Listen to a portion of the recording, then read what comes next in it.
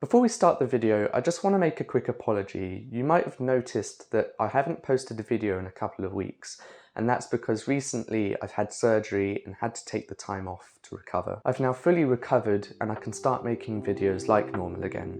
And so today's video is on how to puck prep for the best espresso.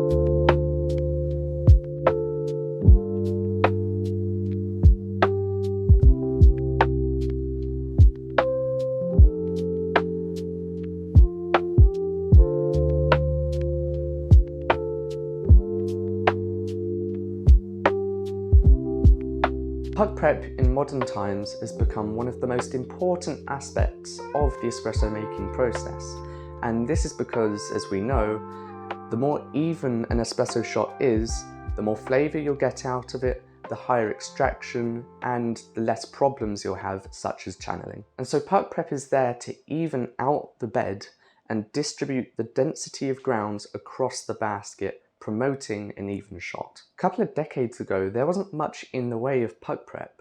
Quite often, you would just take the grounds from your grinder, give it a few taps, if any, and then tamp straight away. You know, tamp it, put it into the espresso machine and be done with it. And most cafes and coffee shops still practice that method of espresso making, just from grinder straight to espresso machine. Now, that's not to say that the espresso will be bad as such, but we want as much as we can get out of our espresso, which is, I'm assuming, why you clicked on this video. And so the first thing I'll say, if you're trying to improve your puck prep routine, it's keep it simple and do not overcomplicate it at all.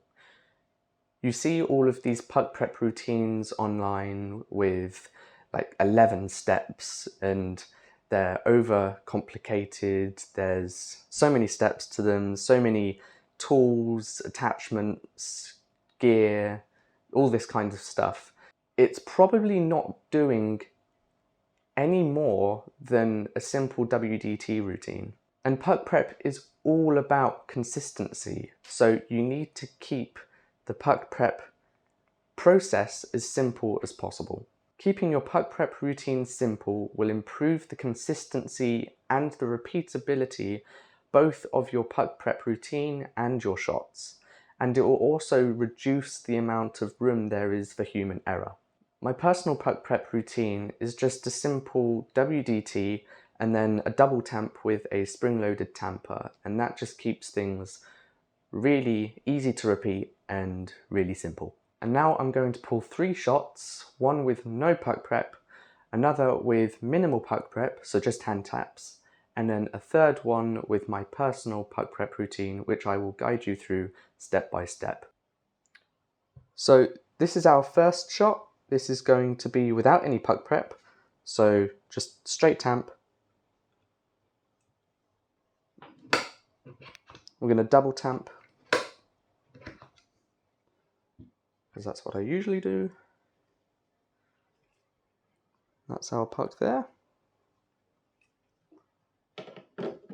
Okay, so this is our first shot.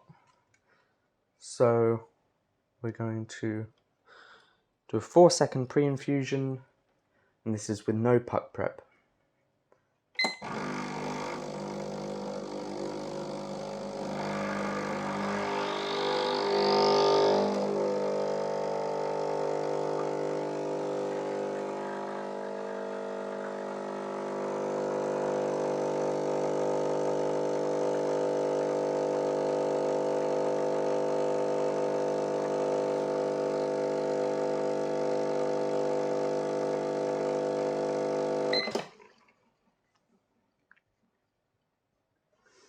Okay, so let's take a look at that. Okay, so the shot with no puck prep ended in 29 seconds with a yield of 38 grams, because I couldn't stop it in time. It's quite violent of a shot. So as you saw, there was quite a lot of channeling at the end. With this coffee that I'm using, I've noticed that there is some at the end. There is some channeling and gushing at the end. I can't really help that, but it's partly to do with the type of coffee that I'm using, but it's also mostly to do with the fact that there was no puck prep and the density of grounds in the basket was uneven. So I'm going to give this a quick taste and then we're going to check the puck out in a second.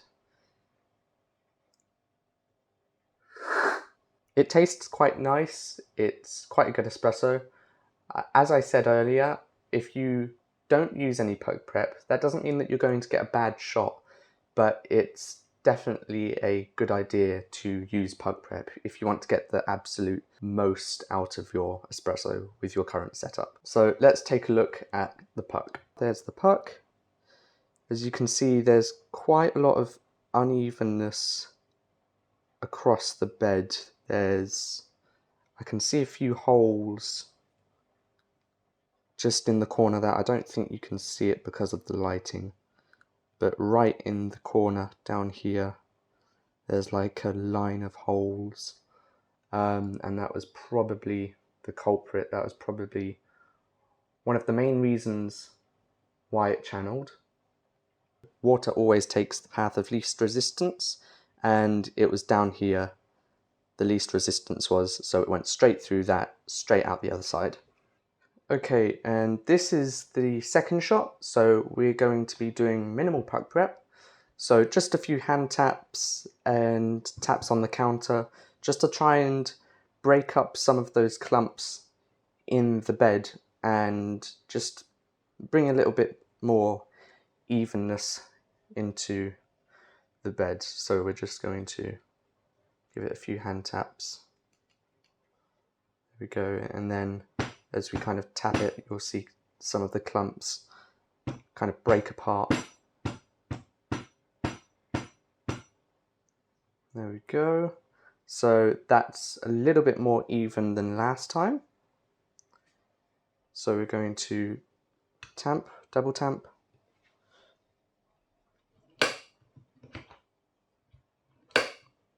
And we're going to see how this fares compared to the shot without puck prep. Okay, so this is shot number 2. This is with minimal puck prep, so just a few hand taps and taps on the counter. Again, 4-second pre-infusion, and we're going to see how this is compared to the previous shot.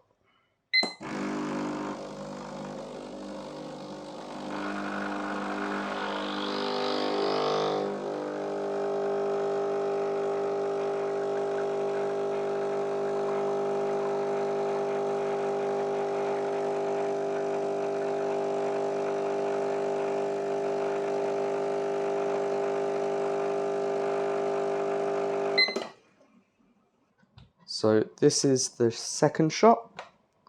Interestingly, it looked a little worse than the previous one.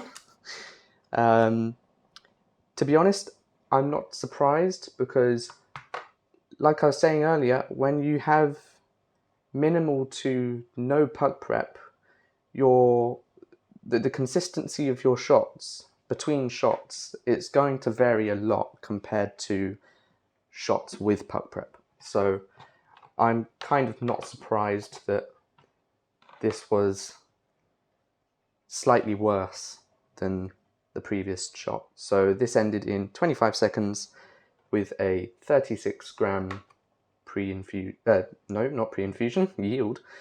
There's the shot there. Try not to spill it everywhere like I did with the first one. And I'm going to give it a small taste. So comparing it to the previous shot, this doesn't taste that bad. It's kind of on par with the previous shot. So it's all right. We're going to look at the puck now, see what state it's in. There we go. So similar puck to previous, although now I can see that the holes are up here instead compared to down in the corner like they were before. So yeah, same issue again. channeling, but that was kind of to be expected with such little puck prep. Okay, and this is the third shot, so the one with puck prep, and I'm going to go through step by step how I puck prep. So this is the puck prep routine that I found works best for my machine, and I think that makes the best espresso. So it's very simple. All we're going to do is put a collar on, just to prevent grounds from jumping out the basket, and then we're going to WDT.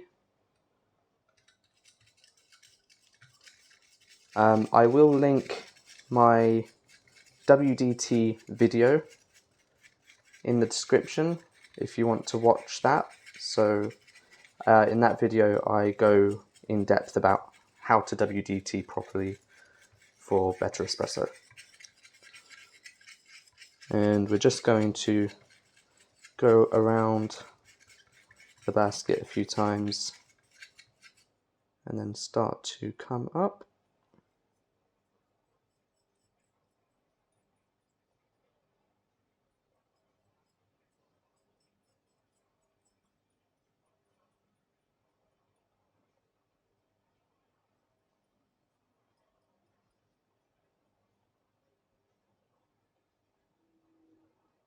And just rake the top. Try and get that as even as possible. That's about as good as it's going to get. Give it a few taps.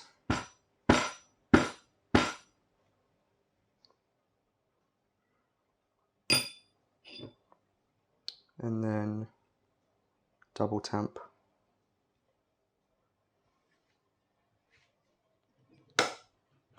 Now you could add a puck screen. I don't, because I don't have one. Okay, and this is our third shot. So this was the one with full puck prep, and we're going to do a 4-second pre-infusion.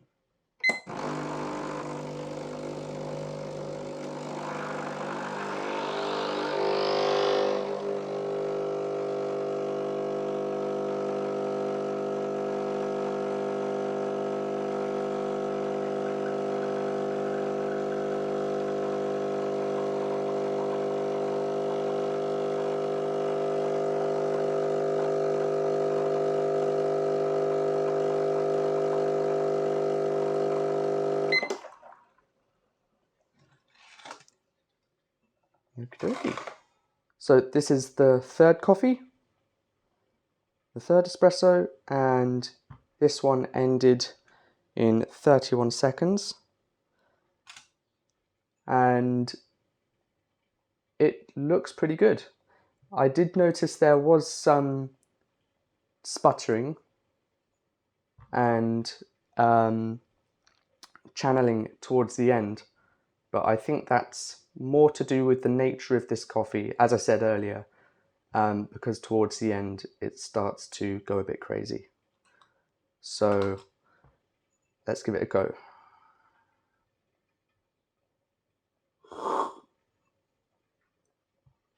Yeah, so in comparison to the other two, it's just completely different. Really well balanced. Not too much acidity, not too much bitterness, and just an overall great shot. Now for the puck, let's have a look at this.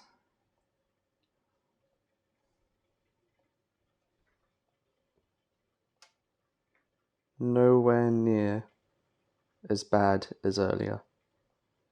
There aren't any holes from what I can see,